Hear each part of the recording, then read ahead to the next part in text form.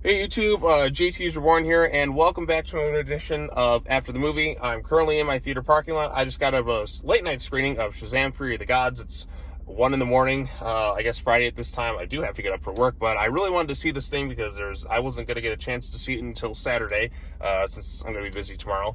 But yes, I finally got around to seeing Shazam! Fury of the Gods. I really love the first Shazam. It's my favorite film in the DC Extended Universe. It's the one that's most endlessly rewatchable. It's a great Christmas film.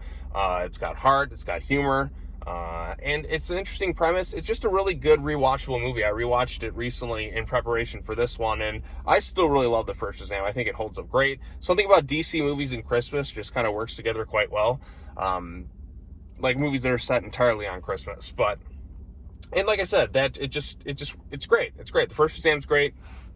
Interesting premise, good performances. Just a really likable, enjoyable film.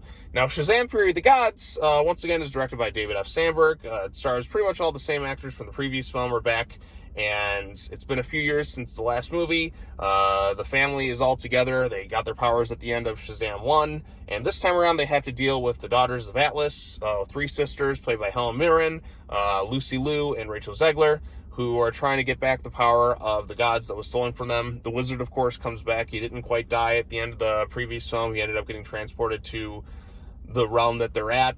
And there are some surprises in the film, which TV spots did spoil, which was really stupid. I think it would have been much better if I didn't know that going into the movie about a certain character who shows up in this thing. And of course, there are two post-credit sequences. The second one in particular got a really good laugh out of me. So yeah, Shazam! Fury of the Gods, I will say straight up off the bat, I'm going to try and keep this spoiler-free, because I don't really want to give anything away just yet. So I will warn you when that happens. Overall consensus, I had a really good time with this thing. Now, I did check out, I saw that the reviews were more so mixed on this one, but I saw a lot of positive responses from it for a lot of people. I had a really good time with this thing. I can understand why some people may not like it. There is a lot going on in this thing. It's just over 2 hours. There's a lot of characters to juggle. It's kind of like the Age of Ultron effect, where there's just a lot that they kind of have to set up and go around. But with this thing, given that there's so many characters, there are a lot of storylines that get kind of shortchanged a bit. For instance, Freddy falls in love with one of the Daughters of Atlas, and that story just feels like it kind of got a little bit rushed, whereas the first film was a lot more focused, because it was primarily focused on Billy and Freddy, and of course you had Savannah. This time around, you got the three sisters, you got the whole Shazam family. This still primary focus is on Billy and Freddy, and that for the most part. I mean, the other family gets more to do this time around, which is great. The older actors do quite well, and I think, like I said, Zachary Levi is a likable adult version of Billy. Although, since Billy's kind of closing in on 18, I feel like he should be playing him a little bit more mature, because or maybe it's kind of like The Mask, where when Jim Carrey puts on the mask, he gets all zany, it kind of brings out a different side of him that's just not quite present when he's younger. But like I said, I like seeing the family. There's a lot of really funny stuff this time around. I will say one thing about this film that is better than the previous film: the action sequences are done much better, which is something I think the director David F. Sandberg, who I'm a big fan of, I mean, I've enjoyed all his movies so far, was adamant about is improving on the directing. Yes, it's not as well focused of a story as the first film did, and it still has the heart there, and still has the emotions that were in the first film. I still think that scene in the first film where Billy meets his mom and she basically kind of rejects him, and he has to kind of, like, that to me is one of the most heartbreaking scenes I've seen in any comic book film, about a kid who spent his whole life trying to find somebody who just ultimately rejected him, and then he of course finds going to be with his real family. And they do tap into that aspect in this one, where Billy's, like I said, he's approaching 18, he's about to age out of the foster system, and he's really insecure about it because he's finally found a family, and he really doesn't want to lose it, because it's the first time he's been around people who have loved him, but he feels afraid that he's gonna get rejected and kind of get cast out again. So they do tap that's why he's kind of clingy with the rest of his family, and he always wants everyone together, because he's afraid of losing what he's got. And you do see his heart at the center of it all. They do kind of acknowledge the whole Wisdom of Solomon thing, which is something a lot of people point out in the previous films, forgetting the powers of Shazam, the Wisdom of Solomon seems kind of lost. And I'm like, yeah, that is something that they do kind of acknowledge. Maybe he hasn't quite fully been able to tap into it, which this movie does acknowledge, and I was kind of waiting for it to sort of happen. And Maybe there's a payoff there, maybe there's not. I don't want to get into full spoilers here. By the way, how dare the people making the TV spots spoil that big reveal that's in this movie? It's like, why would you give that away? It's like, come on, man. That wasn't pretty cool. But yeah, so I still really enjoyed this thing. I thought it was funny, action-packed. It still has that horror element touch that the previous film did because, again, David F. Sandberg has done some solid horror films, Annabelle Creation, Lights Out, and, of course, his various short horror films that he's done.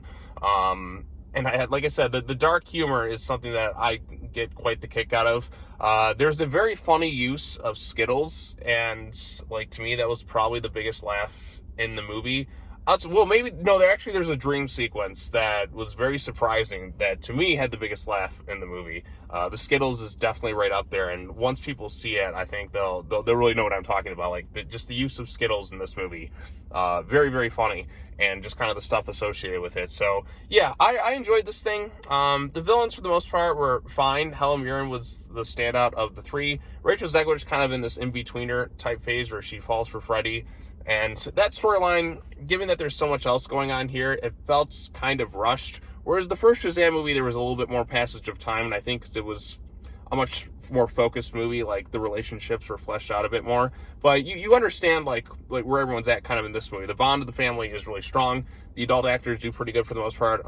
Megan Good, in particular, gets a lot of fun stuff to do as Darla, and there's some pretty funny stuff with her, and like a bridge sequence, and just...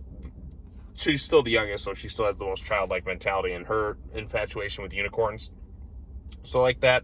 Lucy Liu, you probably could have cut out at least one of the sisters. I think probably would have been stronger if you just had two sisters. You have the one sister by Rachel Zegler, who still has her storyline, and I think you probably could have just merged Lucy Liu and Helen Mirren together.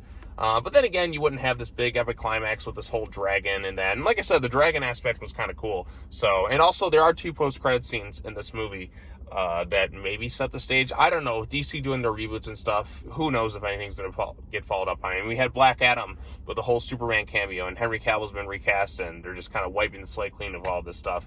But, you know, some characters from this movie appeared in Black Adam. But it's going to be different. I don't know. I really don't know what DC's doing anymore. It just feels kind of chaotic. But for the time being, I'm just going to enjoy the movies as is and have a good time with it. So I do recommend Shazam Fury of the Gods. Like I said, I'm wearing my Shazam hoodie right now. Pretty entertaining movie. Maybe not quite as strong as the first film. Action is definitely improved this time around, and there's a lot of really funny aspects to it. And this movie is paced. It moves at such a brisk pace that I'm like, it just moves so fast because there's a lot that ground it has to cover. But I really enjoyed it. Much like the first film, I think this is another solid entry in the Shazam movies universe. I don't know if you want to call it, but who knows what they'll do next with Shazam. I don't know. I don't know if this is the last Shazam movie we're gonna get, or if it's just if he's gonna show up again in some other things. But for the time being, I'm glad I saw it. I thought there was a lot of fun aspects to be had with this thing. There's some nice surprises in there. Well, there would have been had DC not spoiled the stupid things with their TV spots. But again, they want to get as many eyes on the movie as possible, and of course they had to throw that in there. But as it stands, I think Shazam Fury of the Gods is a pretty good time. Like I said, my biggest issues with it are it doesn't have as much focus as the first film, given there's so many things that get kind of shortchanged because there's a lot going on, but it still has the charm of the previous film.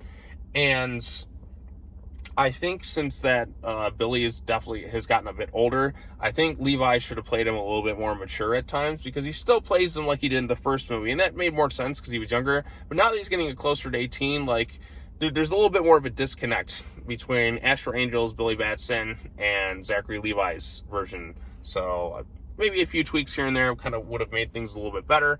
But as it stands, I had a pretty good time with it, and I do recommend it. So spoilers at this point. Let's talk about some of the endings in this thing. So, end of the movie, Billy dies, and he does, but he's brought back to life thanks in part to Wonder Woman. That's right, Gal Gadot makes a brief appearance in this movie. There's a very funny dream sequence where because Billy just has the hots for Wonder Woman. I mean, it's Wonder Woman. She's fine as hell. And then, of course, like at one point, like Wonder Woman kind of turns into the wizard. Like it's Damon Hansu's head over like Gal Gadot's like body. And it's one of the funniest things in the movie. So I really thought that was pretty entertaining. And then, yeah, so DC spoiled that cameo in some TV spots, which is just really annoying. Even the director was pretty upset about that. It's like, we wanted that to be a surprise in the movie. If I didn't know that going into it and she showed up like that, that would have been pretty cool. So they kind of played a little bit on the whole Henry Cavill, like, not in there, just the headless Superman thing from the first movie. So I like that aspect. There are 2 post-credit scenes. First one is Agent Harcourt and Dye Beard from Peacemaker coming to recruit Shazam to join the Justice Society. Yes, not the Justice League, Justice Society, which was more tied into Black Adam, but I don't know what's going to go on in that, because it's Amanda Waller in that, so she's more linked to Justice Society. Justice League is its own thing. They do kind of acknowledge how confusing it is, how we have 2 groups named Justice Society and League going on at the same time, but it'll be interesting to see if Shazam actually takes up on that invitation, I suppose. So yeah, that was the first cameo. The second one is Dr. Savannah. I was kind of surprised. This one was a nice surprise because I didn't expect him to be in this movie. It's him still in that cell, and that caterpillar from the previous film comes back. It's like, I've been waiting for 2 years. Where have you been? He's like, I don't have anything. It takes me a long time to move around. But anyways, there's one last thing I got to do. And then he just kind of rolls off. So it's like a little bit of a troll. So I thought that was pretty funny. But hopefully we definitely get a follow-up to this stuff, because I like the Shazam universe. I like the characters. The Shazam family's pretty solid. Freddy, of course, being great. Mary Marvel, too. Like, God, that woman is fine. Just going to say it, like, flat out, like, ooh. Forgive me, Father, for I have simped. But yeah, like I said, Mary Marvel, very fine looking. So, but still really likable and charming. Like all the Shazam like characters, I just like this. Like some of my favorite stuff is just them kind of chilling around in their lair, having little conversations. The use of Skittles is one of the best uses I've seen in any movies. That to me that cracked me the hell up. So, you'll see when you see the movie, but really fun stuff. But anyways, it's getting pretty late here, so I'm going to call it for the night. I say go check out Shazam! Fury of the Gods. Hopefully it does well enough to warrant the continuation of more Shazam movies, because I really like Shazam. I mean, like I said, I'm rocking the Shazam hoodie right now because like it's a different kind of superhero movie. I like the kid aspect growing into adults. I like the whole family aspect to it. And I just like the likability of everyone involved. So, like I said, the charm, there's so much charm within the Shazam movies. Maybe if you do a third one, hopefully there will be a little bit more focus. But as it stands, I had a really good time with this one. So if you have seen Shazam! Fury of the Gods, let me know what you thought of it in the comment section down below. Be sure to like this video, share it with your friends, subscribe to the YouTube channel for more content, hit that bell for notifications, all that other fun stuff. I don't know what the next video will be on the channel, but within a few days, you shall see some more. So there you go. As always, take care now. Bye-bye then, and I'll see you all in the next video. Peace.